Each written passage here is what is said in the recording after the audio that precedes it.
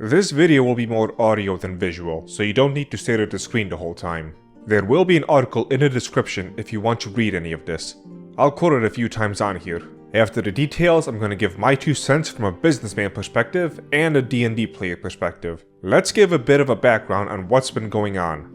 D&D announced its newest version, 6.0, which they will be calling 1D&D. It seems like they are further stripping the game from its core and dumbing it down so even the TikTok generation can tolerate it.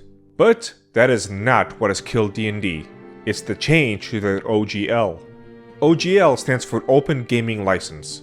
What this does is it allows people to use the D20 system in core rulebooks to make their own games. This could extend to companies like Pathfinder who have built a similar but tweaked system, or people who play D&D on YouTube, neither of which need to pay license fees to Wizards of the Coast for doing it. The original OGL 1.0, made in the year 2000, had around 900 words to it. There's been a few tweaks here and there, and a couple of controversies, such as the third-party erotic fantasy role-playing game that was released in 2003, that helped spur on some of these tweaks. It was, however, basically the same license that wasn't changed for the vast majority of people and publishers. To quote the Gizmodo article, the original OGL granted, quote, perpetual, worldwide, non-exclusive license to the open game content, commonly called a system resource document, and directed that licensees may use any authorized version of this license to copy, modify, and distribute any open game content originally distributed under any version of this license, end quote. Wizards of the Coast announced they were going to update the OGL to version 1.1, and some of the details of this new OGL were leaked, and have been all but confirmed at this point. 1.0 had 900 words, 1.1 has 9,000. Not off to a good start. From the moment 1.1 is supposed to go into effect, anyone who does anything with the D20 system or any of the D&D worlds like Forgotten Realms will need to sign up for a license. Wizards will have the ability to revoke your license at any time they wish. To give an example of why this will be bad for the current year, considering their oh-so-firm stance on what they call bigotry and racism, and their constant push to make all D&D races basically the same thing, how much do you want to bet they're going to start pulling licenses of anyone who has orcs as the bad guys? They'll also have the ability to take anything you've created and make it their property. So if this was around when Pathfinder was created, Wizards of the Coast can just go, it's mine now. This isn't even a new concept. Blizzard has tried having this policy with the remastered Warcraft 3 and any fan-made content. There's discrepancy exactly how much this license will cost. It initially seemed like only businesses making over $750,000 with the D&D product will have to pay the full 20 to 25% of the revenue they make. And it's only 20 to 25% after that initial $750,000. But now it's starting to seem like it won't actually be that way. And again, this applies to everyone. So if you're a YouTube channel with like 10 subscribers who also has a Patreon, you have to sign up for this license. And maybe have to give a quarter of your earnings back to Wizard.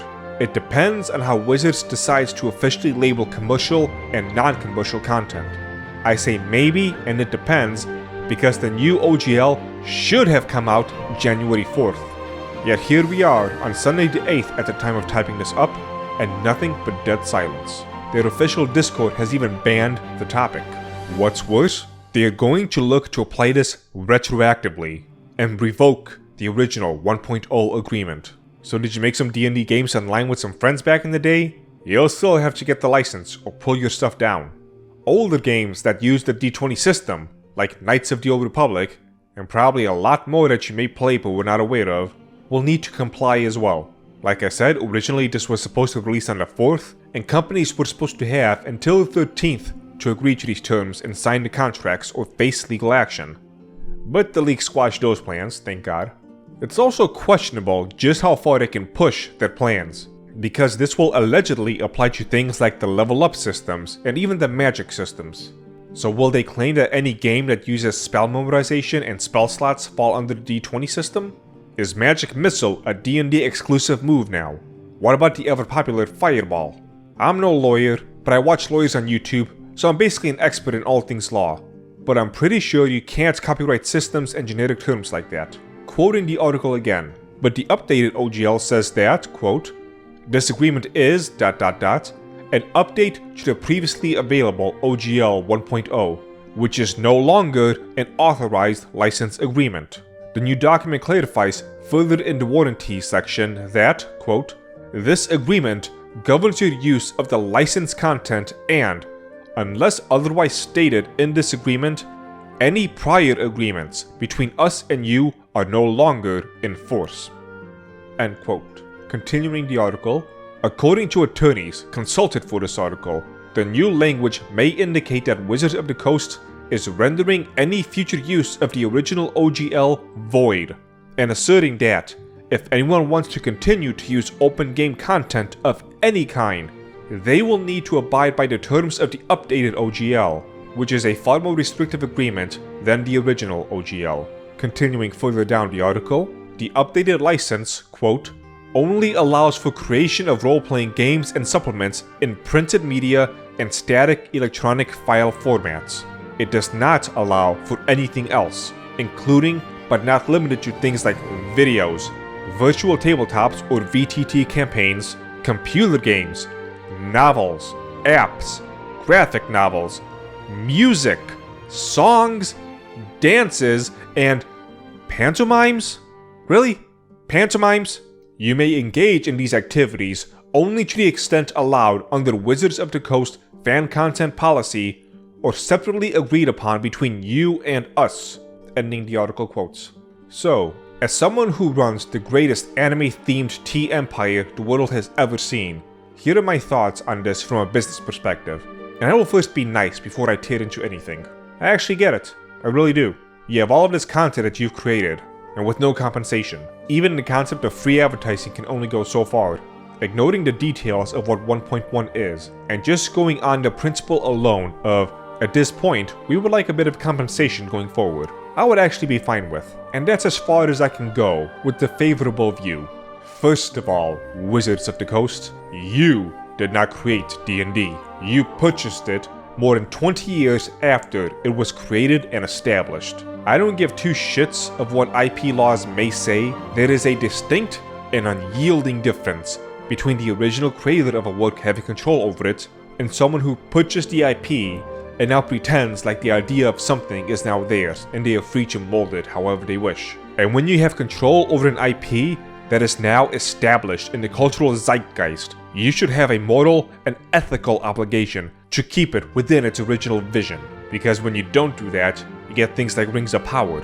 Second of all, it was not you, clueless company, but the loyal fans and followers of this game that made it popular like it has. Everything, from custom dice, to custom campaigns and stories, to YouTube live D&D games, to apparently freaking pantomimes, is what built D&D to be what it is.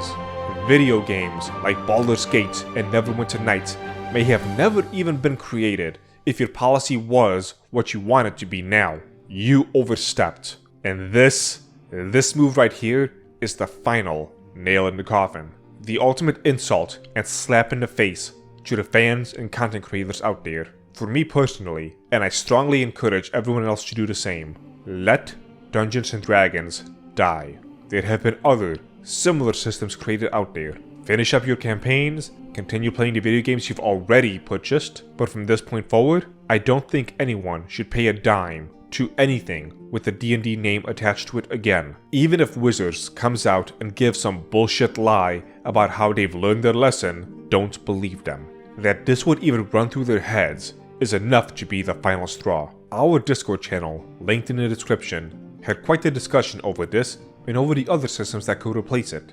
Join up and be part of those discussions. Continue the conversation in the comments below. What do you plan to do with this new D&D agreement, assuming it goes live? Will you go as far as me and many others and declare D&D dead?